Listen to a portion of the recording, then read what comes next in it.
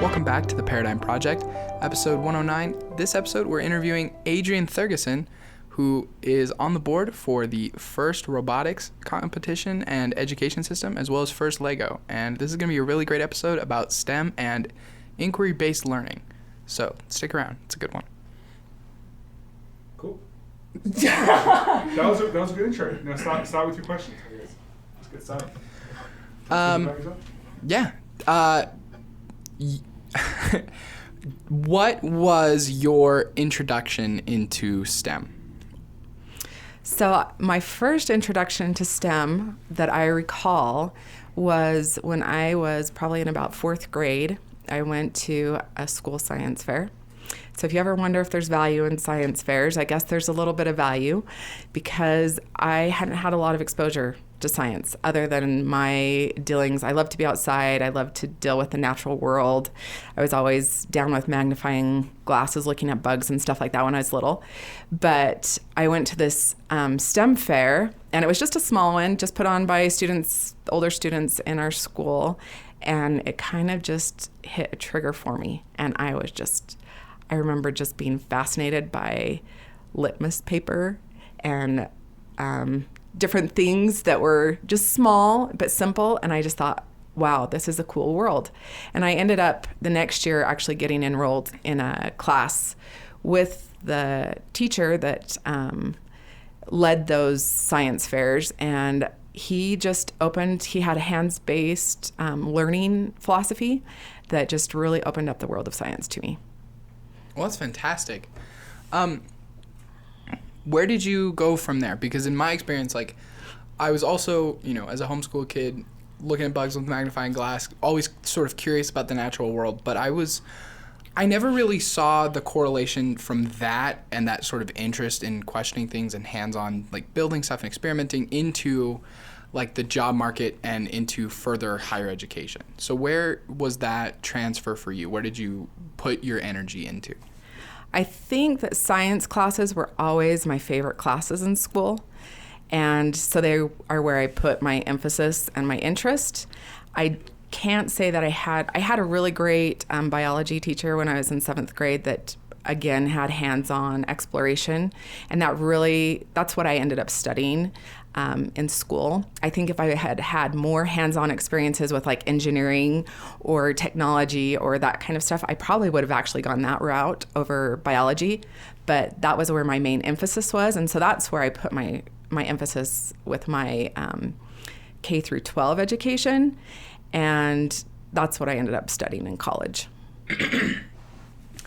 What was your, what high school did you graduate from? I graduated from Timpview High School. And where did you go to college? And I went to college at Brigham Young University. And so your official major is in biology? My official major is it's in zoology, but it's conservation biology. Okay, fantastic. Wow. It's a very important field. What is it like looking for a STEM job? Because in my research and in my understanding of STEM, and Ava can corroborate this, I think, is that STEM jobs right now are in a massive need of people to come and work for them. So what was the job market like being in a position to work anywhere, or was it like that? Could you work anywhere you wanted? Was it hard to get a job in a STEM field? What was the progression after college? So my progression after college actually ended up being a homeschool mom. And so I ended up being a science teacher, mom extraordinaire, mainly because a lot of people are afraid of STEM topics.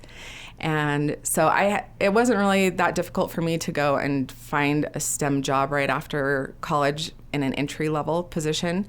And at that time, I would say that it was not nearly as open as it is now.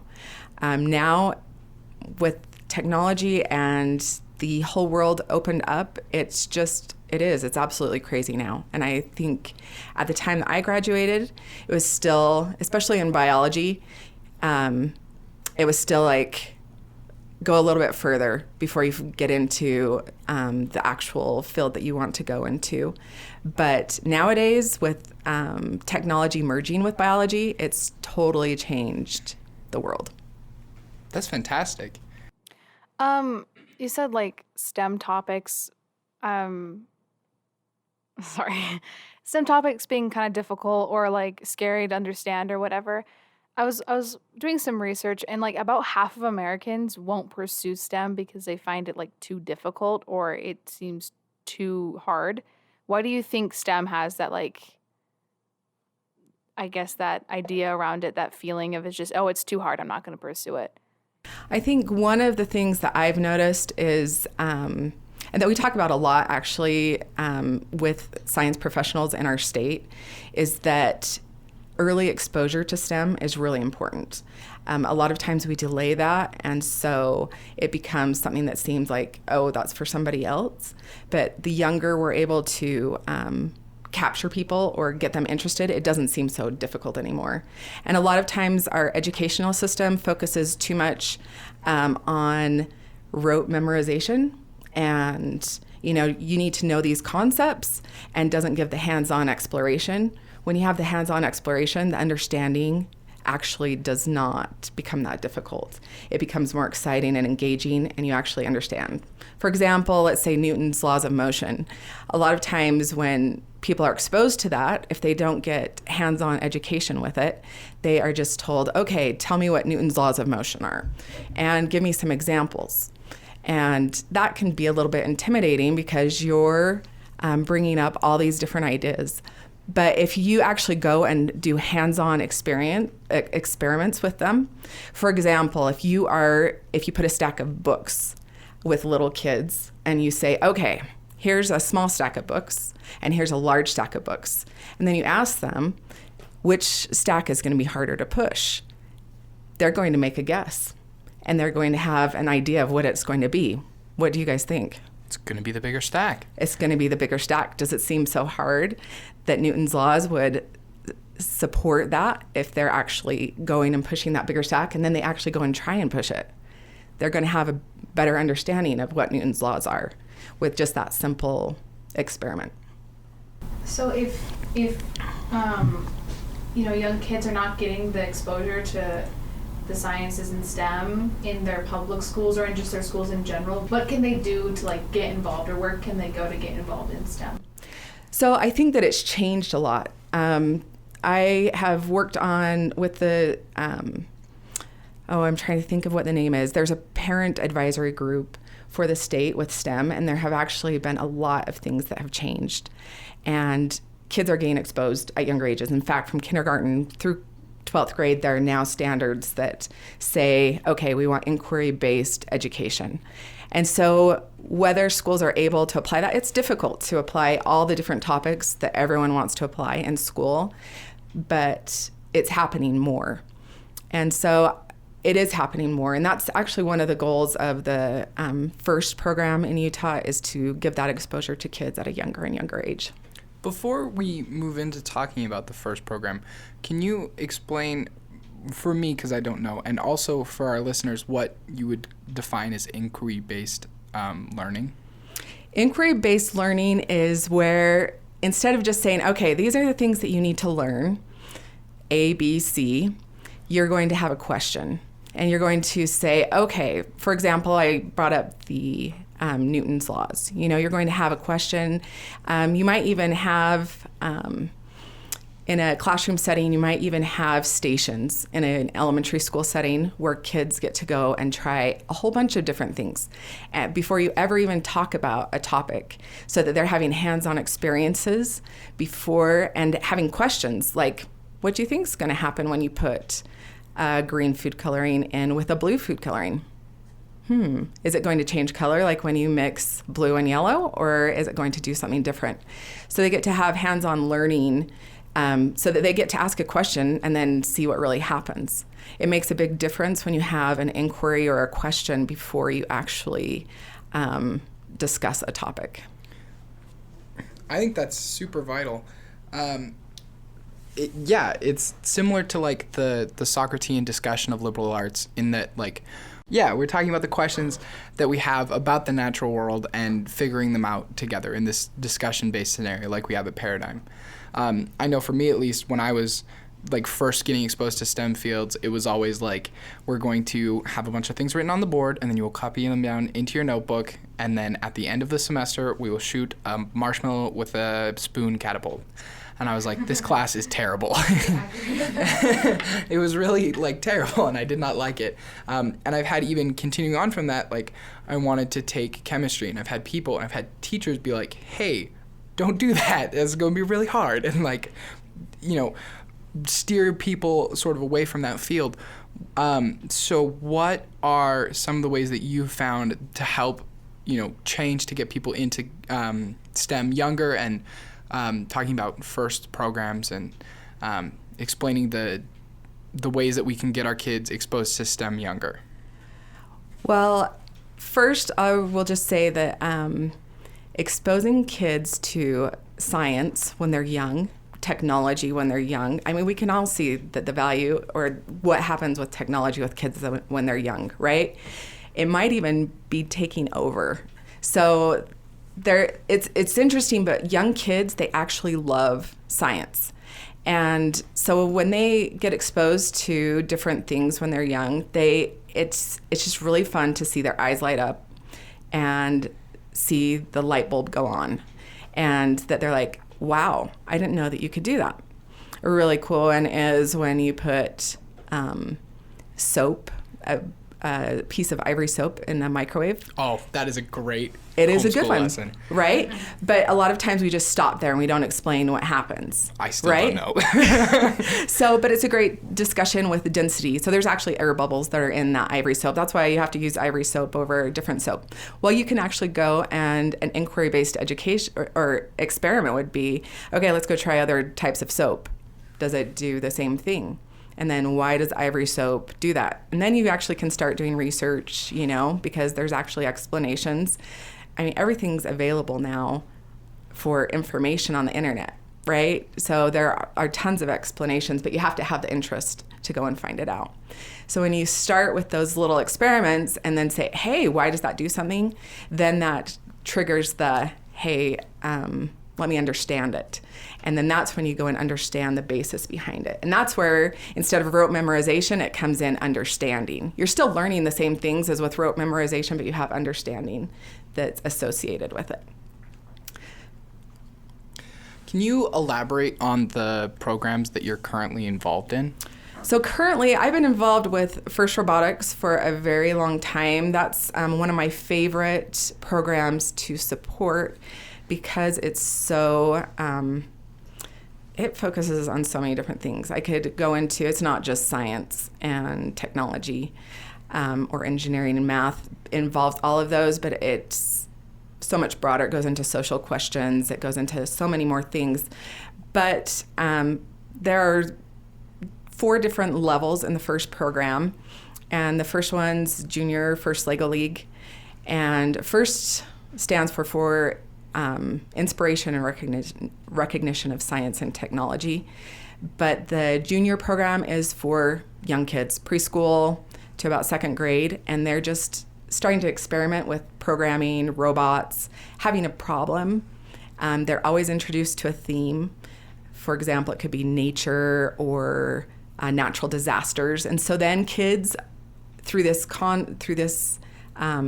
program, are exposed to science in a hands-on way, in a really in-depth way at really young ages. I've seen kids start to learn programming skills when they're 4 years old. Wow. I don't know if that's the best way, but they also get exposed to topics that are a lot bigger than that. And then the next program is First Lego League, and it depends on where you are in the world. That goes from 4th grade up to high school for some areas of the world, because they don't have the other availability of the other programs. That's one of my favorite parts of the program, and kids are exposed to so much and learn so much, and it's just a really fun program. It just takes those concepts of the younger program and starts applying them in bigger ways.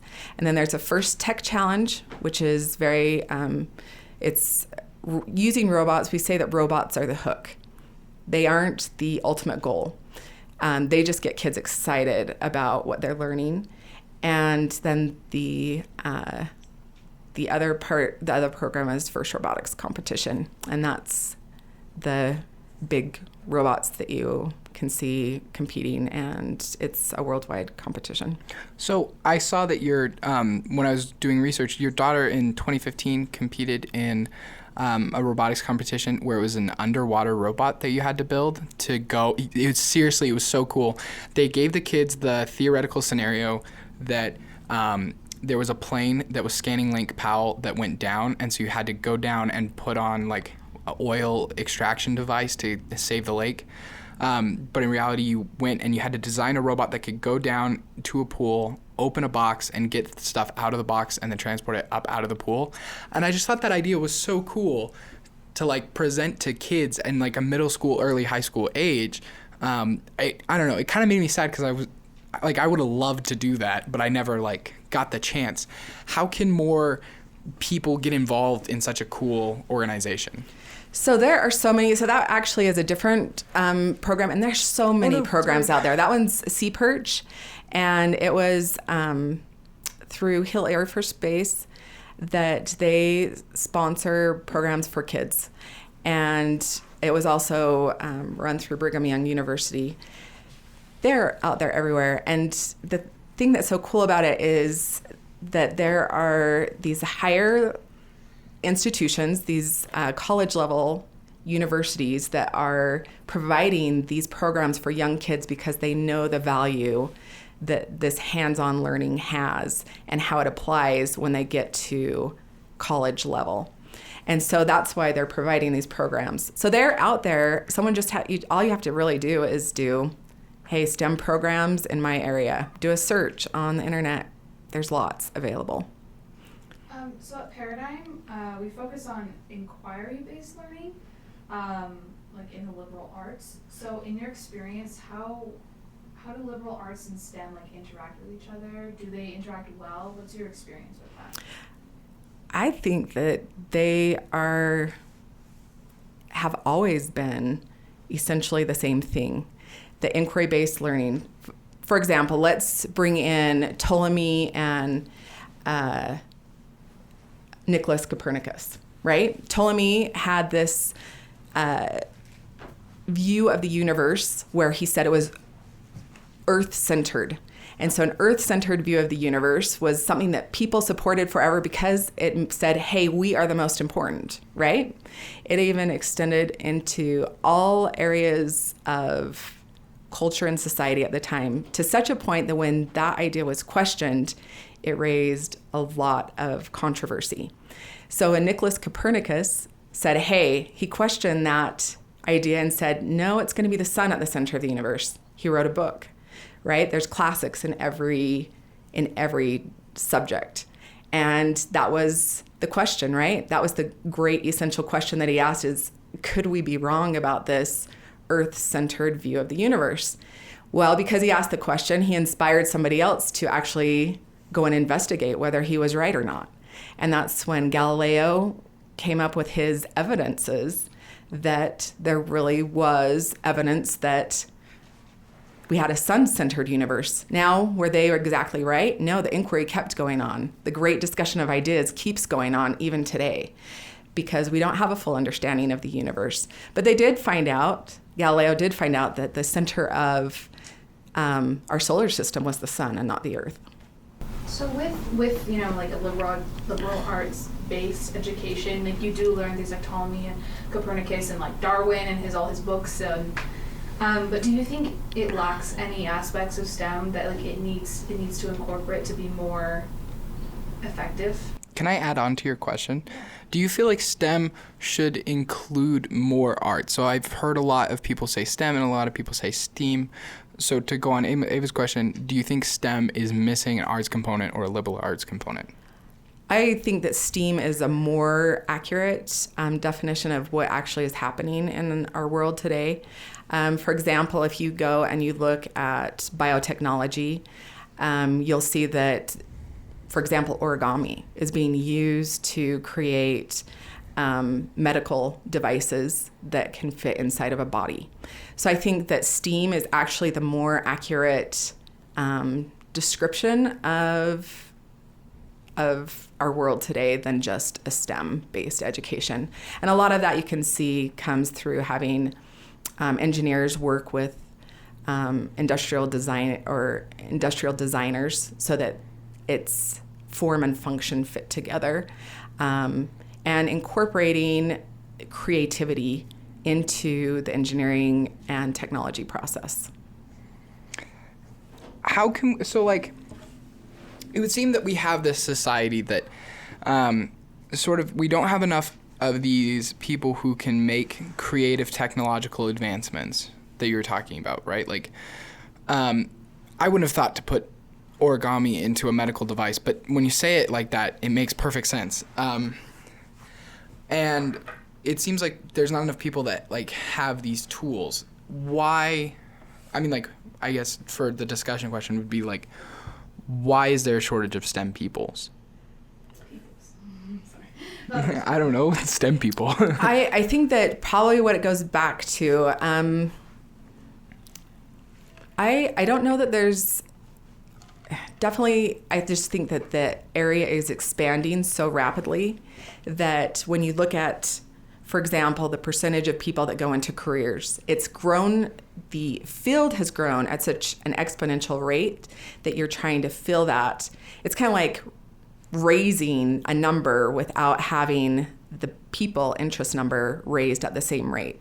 So I don't know that it's the shortage as much as the opportunity has just expanded beyond belief. Everything, for example, everything now requires coding.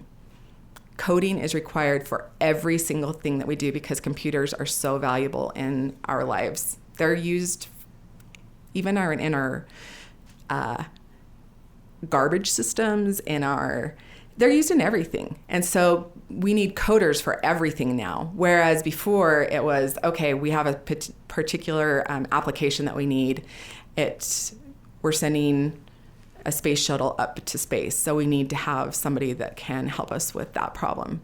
Well, now it's just opened up the whole world to everything, specifically with coding and technology that way. So there is a shortage of people that are coding just for that simple fact.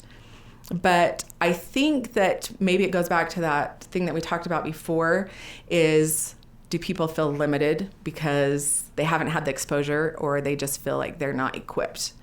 And I think that we're trying to tackle that now with all the programs that are out there. And it's probably with kids that are maybe a little bit younger than you that has really taken grip, because it's really started in the last 10 years that we've started focusing more and more on younger kids. Is there anything I can do as not a young kid to get involved in STEM? You can get involved right now. Anytime that you want to go and do inquiry with your just an interest really is all it takes. It doesn't take, the only thing that happens at a younger age is that there's the interest. It doesn't mean that they have a major advantage in their education. It just means that the interest has been there longer. So all it takes really is interest. If you have interest, the sky is the limit. Yeah, that makes sense. It's like as a toddler, like you're a scientist about everything. Every single thing is like a new thing that you get to be curious about. Like, if I touch this, will it burn me? Probably. It's a stove, but like, who knows? And yeah, that's sort of like innate curiosity about things I could definitely see driving things. As a toddler, you're going around and every single thing is a new thing. You're like, oh, is this a bug or a food? I don't know. I'm gonna put it in my mouth and find out. Is this stove hot? Well, it's red. Does that mean it's hot? Yes, it does. Ouch. And I feel like that innate curiosity that little kids have that make it perfect to introduce them to science first. In my sort of homeschool education, we took a step back from like, because when you go to like public school, you learn every single subject at once. You have a math class and a science class and an English class, and like you start at level 1 and move up. And we were reading stuff that was like, hey, it's sometimes really hard for young kids to learn math right away. Maybe don't force them to learn math right away. And taking a different approach to that. And I feel like as far as like what fields we could get people interested in, it seems like, you could get people interested in STEAM way earlier than you could get them interested in almost anything else. I think that maybe a better way to even look at it is that we don't have subjects, right? We've divided everything, even from a young age, into math, science, history, language arts, and we don't combine them, when actually they're all really combined. That's why when it says, is science, should it be a liberal arts? Everything should be. I mean, inquiry-based learning should be happening in everything. I think you guys have encountered that at Paradigm when you have discussions about things. It's not all set in stone. We're taking what we've already learned and we're expanding upon it, right? So if you're studying history in the context of literature and art, they all go right together. Science is right there too. What if you did a timeline and said, hey, why do all of these things affect each other? Why were people asking questions? Why was Leonardo da Vinci drawing? Why was he this amazing artist and also drawing these scientific contraptions that were way ahead of his time? It's because he didn't separate things out into different categories. He looked at it as one great whole. And when we look at things as one great whole, then we're able to incorporate all of it into our ideas. Okay. Two things. One, do we need to turn off the AC? No, we're fine. It's easy to remove from Okay. Second, can we title the episode STEM Education, the One Great Whole, or something along the lines? Because that is fantastic. STEAM. STEAM Education and the One Great Whole? No. Okay, sorry. That was really good. fantastic. We're probably gonna get a soundbite out of that. That's the Insta post. All right, thank you. Ava, you want to hop in with the discussion? Because we are. Yeah. I wanted to make sure that you were like over there being quiet.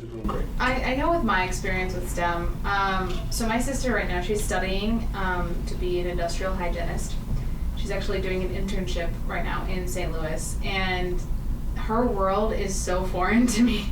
Because like I'll be talking to her and she's like, oh yeah, I have to do like this 15-minute presentation on these statistics and the levels of some dangerous chemical, and it's so intimidating. And what's scary to me is I've had such a liberal arts approach. Like I love studying like the history, like you were saying, like Darwin. Like I may not be a fan of Darwin or his ideas, but it's really interesting because I get this philosophy and science-based like context. But my question is, or my feelings is that like I have these understandings of philosophies, but I can't seem to translate them to actual like what a STEM reality is for some career paths, like my sister's, where it's all level based and she has to memorize facts on like levels of chemicals or how to test them or whatever, and so it's just all intimidating to me and I don't know what to do about it, I guess. I think that's where the interest comes in, right? Is when you've had the experience and you know that there's explanations and that there are things that you can understand, that's when you ask the questions and say, hey, there are some tools out there that if I do master them, then I can explain things at a greater level. So industrial hygiene my husband actually teaches in industrial hygiene. He's an industrial hygienist. And so a lot of people have no idea what that even is, right? Do you want to tell me? Because I'm one So of those an people industrial hygienist is somebody that's concerned with occupational safety and health. So they're doing a lot of things. They're dealing with sound levels and how that affects people. They're trying to keep people, they study things so that they can keep people safe in the workplace. A lot of times you'll hear OSHA, which seems like a bad word, but there's so much interesting science behind that. Like, why do we make the decisions?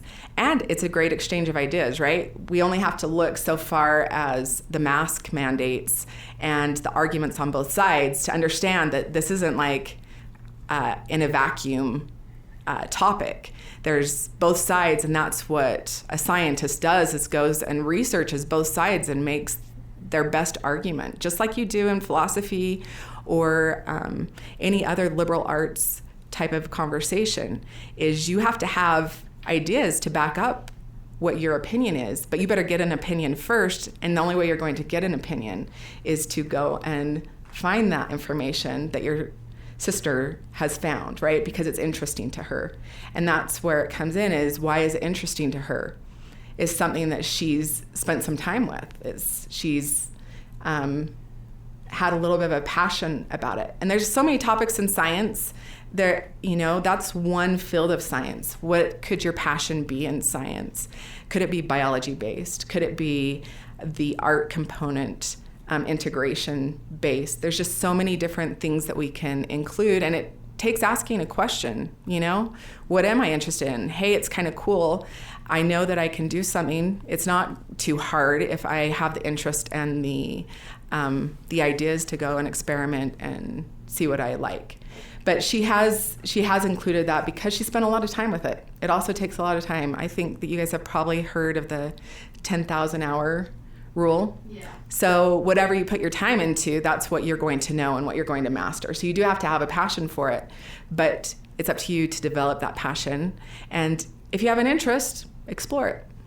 So this year I took Mr. Ellsworth's philosophy class, and we studied different philosophers and their philosophies, and we read the books that they wrote and put it in context of the time period, and we studied the four main philosophical schools of thought. And then we had an ethics bowl, which was totally foreign to me, which is a competition where two sides come together and work as one to find the most ethical solution to a problem. So I always did debate, and I was a little bit confused about, working with my opponents, but you would be proposed with a solution, and then all of your philosophy tools in your educational toolbox would come into play, and you would use them to solve this problem in the most ethical way. And it seems that that's a lot of what you're talking about in STEM and STEAM education. So do you think that we can implement that into high schoolers by doing a similar thing? Like if we studied science in the same way that we study philosophy, would that be an effective education in your opinion? So I think it's the best education. And in fact, the best educational experiences that I've had with mentoring young people is, first, robotics is one, but C-Perch, all of these other things that we've done. But I'll just give you an example of first robotics competition and what they do. Students are given a problem, right? They launch it on a Saturday, and kids show up, and the commitment that those kids have to put in for the next 2 months is they go to school all day, and then the kids that were on my team, when I mentored a team, they had to travel an hour to get to our location where we were building the robot. And they had to build from scratch. They had to come up with the ideas. They had to say, okay, first of all, what do we need to do? How can we design something to do that? What can we use that's in our budget? How can we raise money to do that? And then for 2 months, they spend hours, literally like a full-time job after school, because it's interesting, right? It's got this component. And what they learn through the process is they learn how to use hand tools. They learn how to, for example, my daughter, she became the machinist on their team. She spent a lot of time machining. People don't learn machining until usually they're much older. So she learned how to make parts for a robot from scratch. She'd get a piece of just a tube of plastic, and she would have to make parts to go on the robot. And she did that over and over again. And what happens is you become better and better at it, and you realize that you're going to fail a lot. In fact, they fail a lot more than they ever succeed. But through those failures, they learn how to succeed. And that's what I think with any education, if you spend enough time with it, and you are willing to fail, and you're willing to discuss things a lot, all of a sudden at the end, you have this creation that does things. And even that creation can fail, and then guess what? It's still part of the inquiry-based learning. The kids at the competition might feel like they're failing, but actually what they're doing is they're going and they're learning more, because they're going and saying, okay, how do I fix this? And so then they're doing more exploration learning, and that's the whole goal. The goal isn't for their robot to be number one. Their goal is to learn. And with any type of learning, if we, so you brought up speech and debate. I've seen that also work the same way, right? You have a competition-based learning, and sometimes that competition is good for some people, for some it's not. But when you have that goal, I've seen kids put in a ton of effort into speech and debate, because they know if they go in and they don't know their stuff, they're not going to make a very good showing, right? And I've actually seen kids wake up and say, I am so excited. This is like Christmas for me because they get to go to a debate competition, right? When you put in that much time and effort into something, you're excited about it. So when you have a problem and you have a goal with any type of learning, and it could be a senior thesis, is my senior thesis going to be worthy to something that I want to show? Is it something that I want to put out there for other people to read and to maybe send to the state legislature because it talks about education, or put in a magazine because it's has interesting new ideas.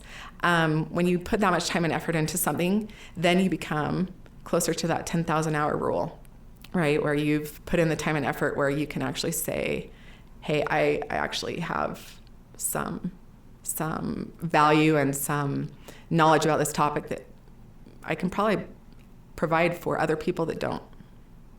Yeah, that is fantastic. Yeah. Do you want to talk about the fun STEM experiences? No, I think she covered it. That was a great experience, honestly. It's great. Just get involved, find something you're passionate about. I think that's great. What time are we at? 37.5 minutes. Wow. That flew. Probably got about, I'd say, cutting all the little bits and the silences, probably a good 30 minutes in there. So I'd say just maybe a couple more thoughts about, like, you think.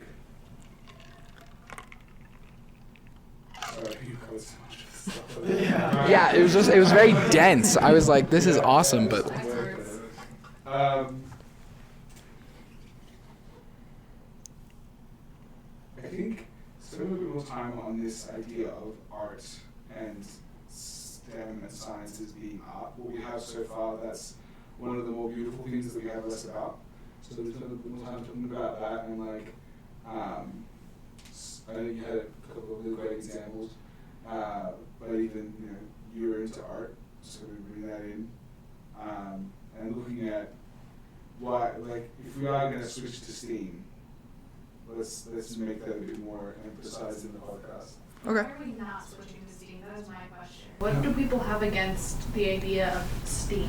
Well, I would say that art feels different than like other forms of that. Okay, so if you say science, technology, engineering, math, art, one of those things feels not like the other one, right? I'm not sure how, because Right. to be an engineer, you're usually using science, technology, engineering, and math.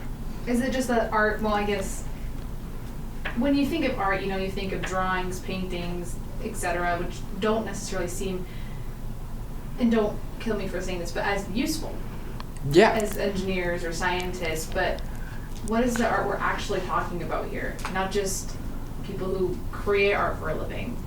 Are we talking about like again, the liberal arts, like books and reading, or I don't know. I lost my train of thought. Well, I mean, there's practical art, right? Like, there is a practicality, right? If you put someone in a box, unless they're a very, very specific type of person, unless the box is kind of nice to look at, they're going to want to not be in the box. And so if you make art, the world becomes more livable. When we arrange our hierarchy of needs, like in Maslow's pyramid, we see that art does not fall near the base of the pyramid, but it is still very important to like overall human behavior and human health. And so I'd say, like, if you are a civic planner, someone who's going to be using science, technology, engineering, and math, someone who went into a STEM field to study those things, one of the things that should be on your mind is, how can we make this city a work of art? How can we make it beautiful to be here and interesting and lovely? And it seems like art is part of the big whole, right? Like science, and I think it has a lot to do with our definition of art, because if you think of art like a painting, I think of art as something that evokes emotion. Any emotion, if it is a thing that has been made to evoke emotion, it can be art. And so if you think of that, like, where's the emotional aspect of science, technology, engineering, and math? And the art is what sort of sells that, I would say, in my opinion. But what do you think about that, Ms. Thygerson? I think that maybe our society is thinks there's a limit on the STEAM component instead of just STEM. But I think if you actually go into businesses or that are with new technological companies, I think that the art component is very much a part of it. There are the user experience realm of employment in technological fields and STEM fields has become so important. I have a brother that he's a user design experience manager, and that's a huge component of everything. I mean, if you look at my iPhone here, people will say, okay, there's been a lot of thought put into this about why do people want an iPhone over some other, they have lots of options, right? Why would you want a Samsung? I mean, people have different things based on design and the art of an object. I was watching the Apple Developers Conference today during my research, and basically the entire portion that I watched was just going over the new user interface for the new iOS updates, and all of it was just things to make an iPhone a more beautiful thing to like interact with and a more beautiful thing to have, and to sell the science technology that's gone into it. And so I just wanted to, add on to that is absolutely true. Yeah, I mean, there are so many fields that are integrating now. My daughter, she's wanting to go into industrial design, and truthfully, you don't have to have a lot of like math or engineering skills to go into industrial design, but you work very closely with you. It's still a part of the engineering department, right, at schools. And because those industrial designers are very critical in creating a final project. I have a son that's an engineer, and right now he's getting ready to do a prototype of a project. And that, in order to do that prototype, they've had to talk a lot with the industrial designers about, okay, what's going to make people want this? What's going to make people that actually it's an art creating tool want this to help them in their artistic creativity? And so I think that STEAM is more in there than we realize. I mean, even in the going back to the origami concept of medical devices, people are just using so much more of their creativity, and that's a more valued part in STEM fields than we realize. In fact, when going in for interviews, the bigger questions are, can you problem solve, and how creative can you be to solve those problems? They aren't necessarily wanting to know, can you do this scientific formula, or can you recite, these scientific components. They're wanting to know, can you problem solve and use the information that you've gathered to do something new and out of the box? Absolutely. I was reading a book called, I think it's called Are You Smart Enough to Work at Google? And it is a lot of the interview questions that they use, and they are all like these, like there are 15 semi-trucks. They hold a total of 100 gallons of gas. Each of them has 15 gallons of gas. How do you go the furthest? And there's always some weird answer that is about that problem-solving capability, where they're just trying to target your creativity and how do you know how to think, not have you been taught what to think. And I think that is so powerful, and the difference in education.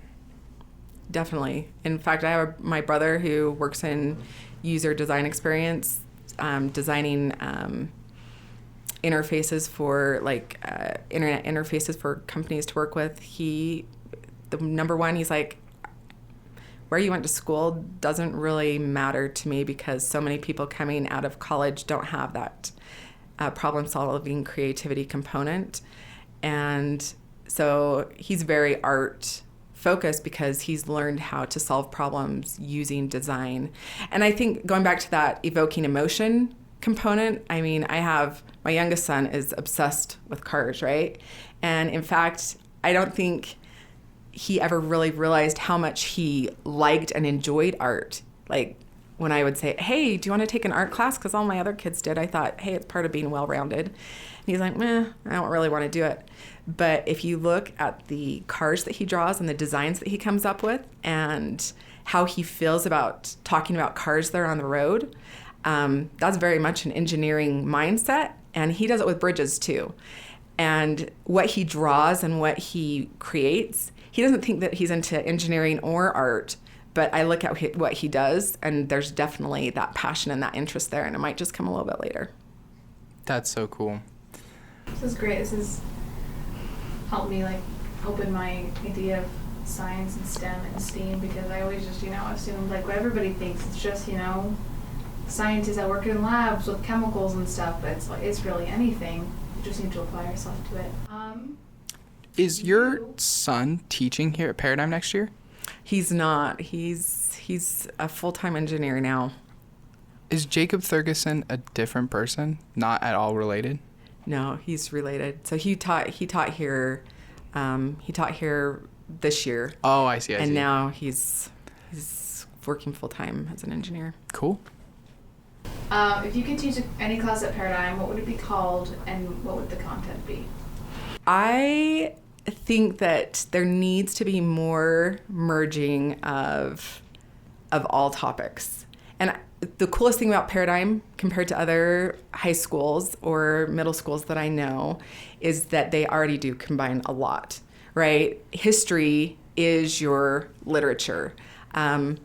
Your study of philosophy is integrated into government. And that's what makes it rich and real, right? That needs to happen a little bit more with science and math and understanding like the history of mathematics.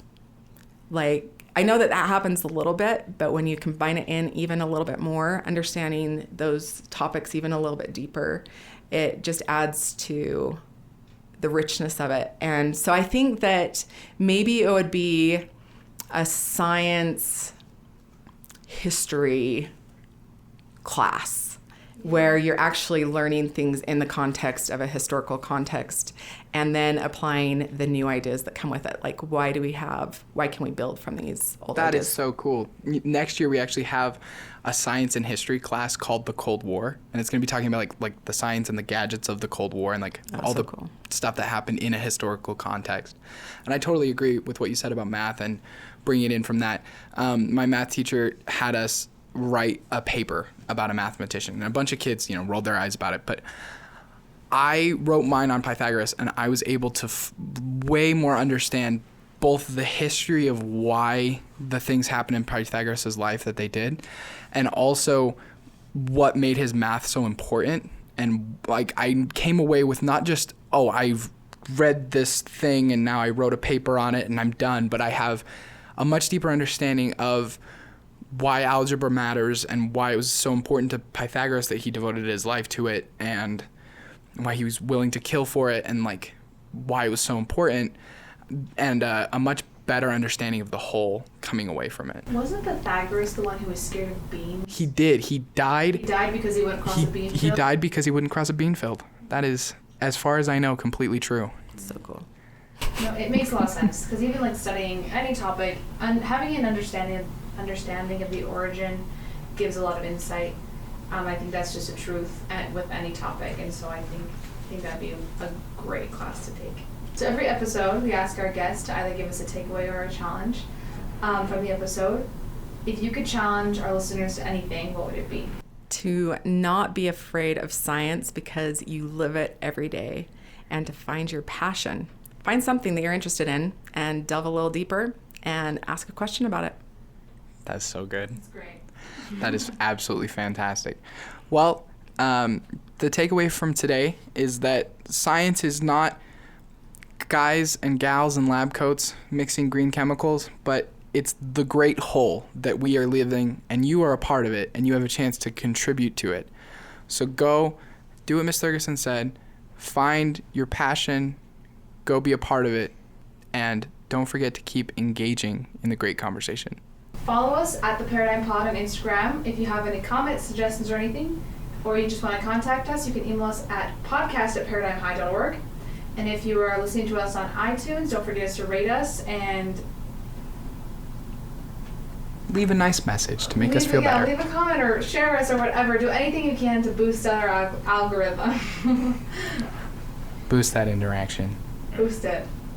Next episode, we'll be talking to David Crowley about the Bill of Rights and what that means to us as a citizen. Thanks so much for listening.